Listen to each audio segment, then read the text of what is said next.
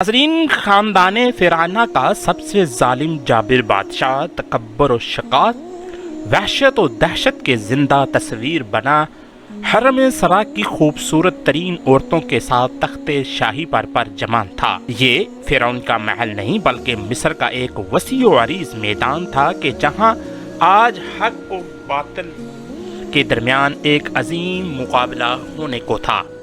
बादशाह के सामने बाएं जानब मुल्क भर से जमा किए गए अपने वक़्त के बड़े बड़े जादूगर फर्श नशीन थे, जबकि दाएं जानब अल्लाह के नबी हज़रत मूसा कलीमुल्लाह अलैहिस्सलाम और उनके भाई हज़रत हारून अलैहिस्सलाम तशरीफ़ फरमा थे। बादशाह के इशारे पर मुकाबला शुरू हुआ। मूसा अलैहिस्सलाम की दावत पर जादूगरों ने अपनी लाठियाँ और रस्सियाँ ज़मीन पर डाली तो वो पल भर में सांपों का रूप धार कर मैदान में दौड़ने लगे। पूरा मैदान खतरनाक सांपों से भर चुका था। मजबे पर हैबत तारी हो गई। फ़िरौन और उसके दरबारियों की रौनियत बड़ा कहका फ़ज़ा में गूंजा। हज़रत मूसा अलैहिस्सलाम ने फ़िरौन की जानब देखा। यही वो लम्हा था कि जब जिब्राईल अमीन अलैहिस्सलाम ने अल्लाह का पैगाम पहुंचाया, जिसका तर्जमा है, हमने मूसा को हुक्म दिया कि अपने असाब ज़मीन पर डाल दो। वो ज़मीन पर गिरते ही सबसे बड़ा अजदहा बनकर जादूगरों के सांपों को निगलने लगा। हक ज़ाहिर हो चुका था, चनाचे वो जादूगर सजदे में गिरकर हज़रत मूसा अलैहिस्सलाम और हज़रत हारून अलैहिस्सलाम के परवरदिगार पर ईमान ले आए। नाज़रीन, बादशाह ने उन सब अहले ईमान को जो हज़रत मूसा अलैहिस्सलाम पर ईमान लाने से कबल जादूगरी से वाबस्ता थे, हाथ पाँव कटवा कर उनको सूली पर लटका दिया गया। मुकाबले से पहले मैदान में हज़रत मूसा और हज़रत हारून अलैहिस्सलाम के अलावा कोई और मुसलमान नहीं था, लेकिन जादूगरों के ईमान लाने के बाद 6 लाख अफराद मुसलमान हो गए और ये एक बड़ी ताकत बन गए।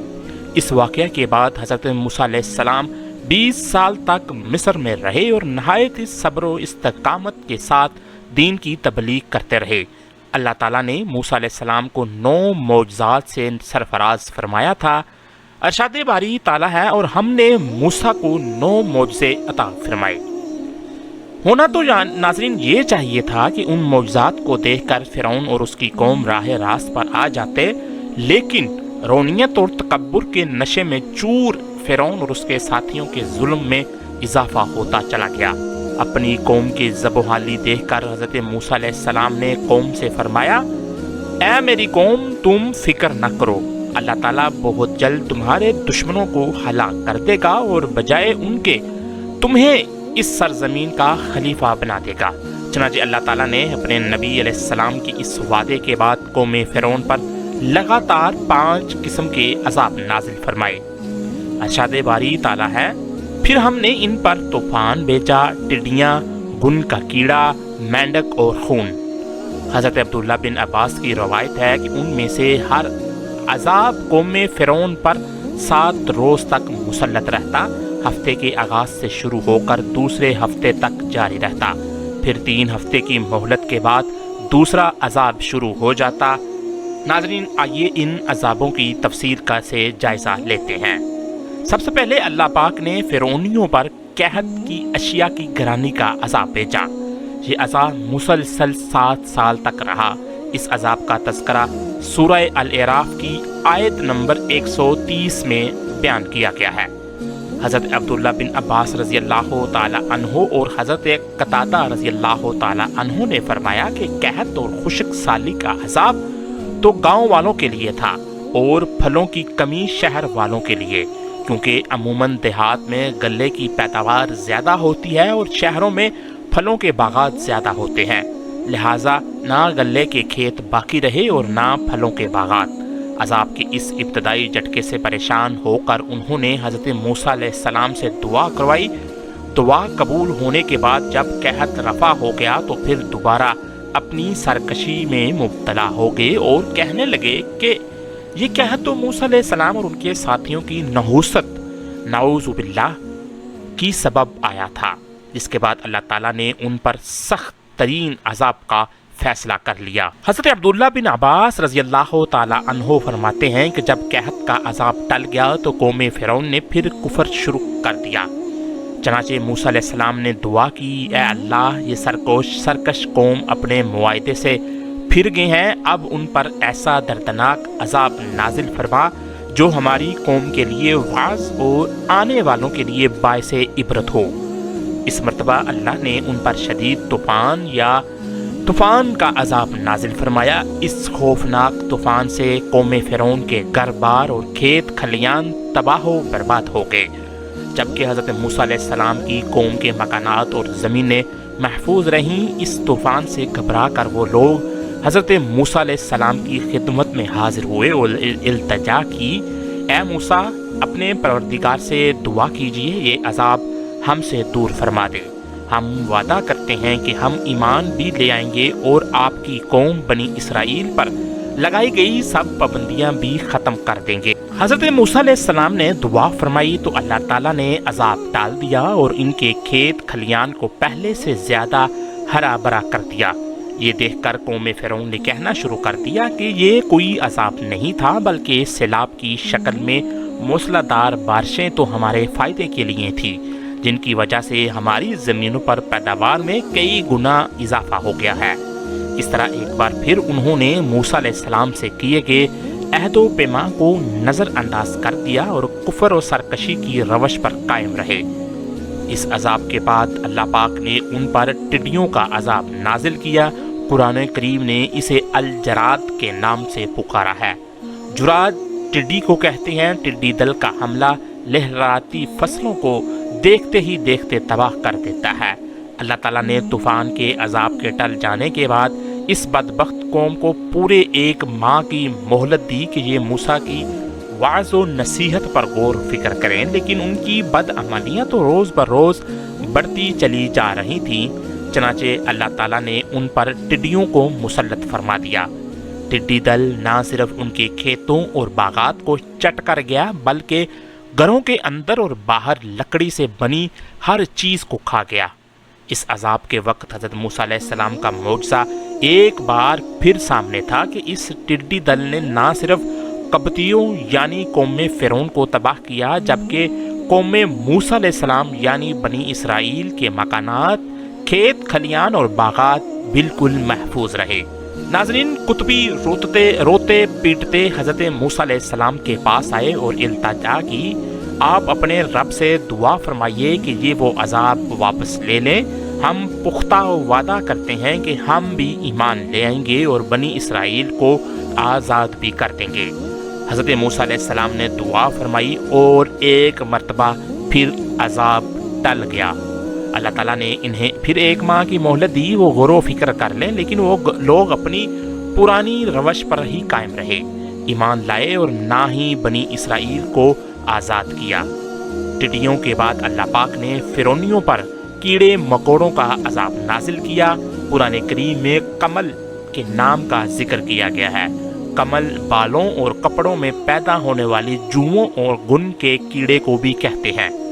کمل کا یہ عذاب ممکن ہے کہ دونوں قسم کے کیڑوں پر مشتمل ہو، کیونکہ اس گن نے ان کے غلے کا وہ حال کر دیا کہ 10 سیر گیہوں پیستے تو اس میں سے 3 سیر آٹا بھی نہ نکلتا، جبکہ جوؤں کی کثیر تعداد اور ان کی بال، پلکیں اور بنیں تک چٹ کر گئیں۔ اس سنگین صورتحال سے قوم فرعون ایک بار پھر بلبلا اٹھی اور موسیٰ علیہ السلام سے فریاد کی کہ اب کی مرتبہ ہم ہرگز وعدے سے نہیں پھریں گے، آپ دعا فرما دیں۔ لہٰذا حضرت موسیٰ علیہ السلام کی دعا سے یہ عذاب بھی ٹل گیا، مگر یہ قوم تو کفر و ضلالت میں غرق تھی۔ عافیت ملتے ہی اپنی پرانی ڈگر پر گامزن ہو جاتی۔ اس بار 1 ماہ کی دی گئی مدت گزر گئی، مگر انہیں نہ تو اپنے وعدوں کا پاس تھا، نہ ہی حضرت موسیٰ کی وعظ و نصیحت کا ان پر کوئی اثر ہوا۔ چنانچہ مدت مہلت گزرنے کے بعد اللہ تعالیٰ نے ان پر ایک اور عذاب مسلط فرما دیا، وہ تھا مینڈک کا عذاب۔ قرآن کریم میں ازفادع کا لفظ استعمال ہوا ہے جس کے معنی مینڈک کے ہیں۔ اس عذاب کی نوعیت یہ تھی کہ ان کے گھروں میں اس قدر کثرت سے مینڈک پیدا ہو گئے کہ وہ جہاں بیٹھتے مینڈکوں کا جم میں گفیر لگ جاتا۔ سونے کے لیے لیٹتے تو ان کا پورا جسم مینڈکوں سے ڈھک جاتا، یہاں تک کہ کھانے پینے کی اشیاء سمیت ہر چیز اور ہر جگہ لاکھوں کی تعداد میں موجود مینڈکوں نے ان کی زندگیاں اجریان کر دیں۔ چنانچہ اس عذاب سے عاجز آ کر ایک بار پھر روٹتے پیٹتے موسیٰ علیہ السلام کے پاس جا پہنچے۔ آپ کو ان کی حالت زار پر رحم آیا، چنانچہ ایک بار پھر وعدے وعید ہوئے اور حضرت موسیٰ کی دعا سے عذاب رفع ہو گیا۔ مگر اس عذاب سے نجات پا کر وہ اپنی ہٹ درمی پر اتر آئے اور کہنے لگے اب تو ہمیں اور بھی یقین ہو گیا ہے کہ موسیٰ نعوذ باللہ بہت بڑا جادوگر ہے۔ اللہ تعالیٰ نے انہیں 1 ماہ کی مہلت دی، لیکن انہوں نے تو راہ راست پر نہ آنے کی قسم کھا رکھی تھی۔ 1 ماہ بعد اللہ پاک نے ان پر خون کا عذاب نازل فرمایا۔